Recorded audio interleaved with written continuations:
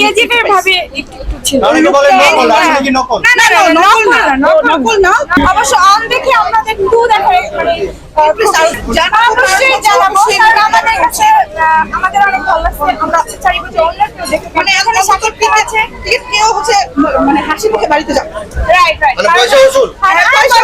আজকে আমরা অনেক কষ্ট করে টিকিট নিয়ে তারপরে আসলাম মুভিটা দেখার জন্য।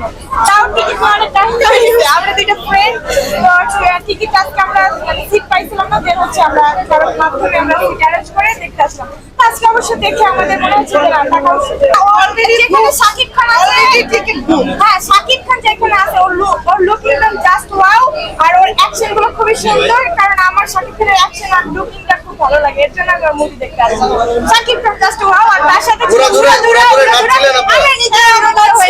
ইয়েস, আচ্ছা, আপনি হলে কি দর্শক এনজয় করছেন? হ্যাঁ অনেক এনজয় করেছে। প্রত্যেকটা মুভি সবাই হাততালি দিয়েছে। আমি মুভিটা পুরো ছিল এরকম কাজ করে তাহলে অবশ্যই চাই, এটা বেটার চাই আমরা।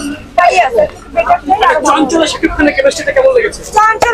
চঞ্চলের জায়গা চঞ্চল ঠিক আছে, শাকিব খানের জায়গা শাকিব খান ঠিক আছে। ঠিক আছে, সব মিলে আপনাদের কাছে কি মনে হচ্ছে? তুফানটা কি হ্যাঁ কেমন লেগেছে? ওভারঅল মিম ছিল, যেহেতু মিমের অভিনয় অনেক সুন্দর, ও অনেক সিনিয়র আর্টিস্ট, আর ওর মুভি আমরা অনেক আগেও দেখছি, ভালো লাগছে, টোটালি ভালো। আর যদি আমি অবশ্য কাহিনীটা তো অনেক ভালো, কাহিনীর অনেক ভালো, বাট এই যে আমাদের একটা যে ভিতরে রাখছে যে টু দেখতে হবে, এখন তো আমাদের টু কবে দেখবো অলরেডি বলে দিছে লোডিং, মানে মাথার মধ্যে থিংকিং করতেছে টু আসবে কবে।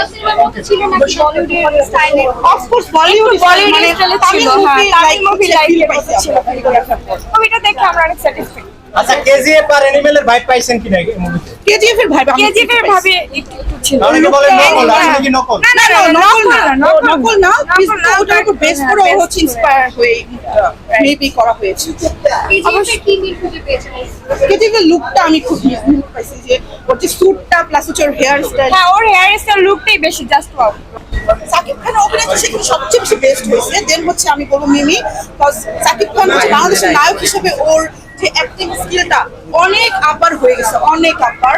একসময় আমরা হচ্ছে সাকিব খানকে এত ফানি হিসেবে নিতাম, বাট স্টিল ও হচ্ছে অনেক ভালো ভালো কাজ করতেছে। আমরা অনেক বেশি প্রাউড যে আমাদের বাংলাদেশের এরকম একটা নায়ক এত ভালো ভালো কাজ করতেছে, বাংলাদেশ রিপ্রেজেন্ট করতেছে।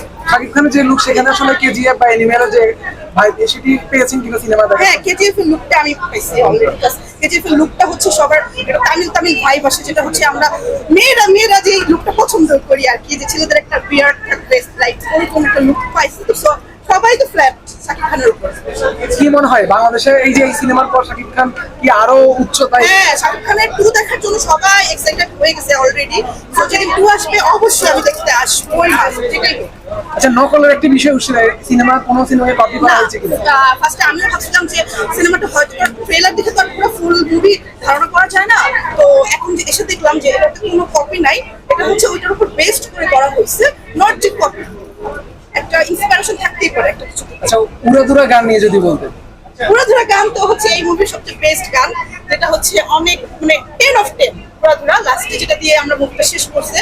তো গানের ভিতরে উড়াধুরা গানটা ছিল বেস্ট।